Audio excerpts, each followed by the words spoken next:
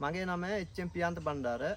මගේ ගම 15 කණුව වසම බල ප්‍රදේශයේ රිදිමලයද බල ප්‍රදේශයේ. මම යුද හමුදාවේ දැනට විශ්‍රාමිකව ඉන්නේ. විශ්‍රාමික ඉන්න අතරතුරෙත් සේවය කරන තුරත් මම සාමාන්‍ය මීමැසි පාලනය කරගෙන ගියා. ඒ කරගෙන යන අතරතුර හදබිම අධිකාරිය හරහා බිඳුනුව පාඨමාලාවක් දින දෙකක කරා. ඒ දින දෙක කරලා ඉවර වෙලා වැඩි දැනුමක් ලබාගෙන ඇවිත් මට මී පෙට්ටි හදබිම අධිකාරියෙන් මී පෙට්ටි 15ක් ලබා දුන්නා. ඒවට ජනපද මම ලබා ගත්තා.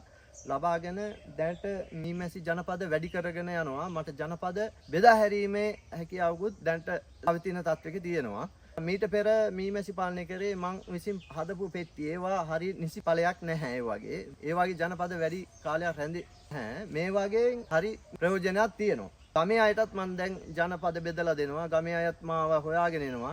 ඒ අයට දැන් ගොඩාක් ජනපද අරන් දීලා තියෙනවා. පෙට්ටි වලට ලබා දීලා තියෙනවා. ඒ කට්ටියට එන්න කියලා ගොඩාක් කට්ටිය කතා කරනවා. ඒ කට්ටියට අරන් දීලා තියෙනවා මේ වෙනකොට.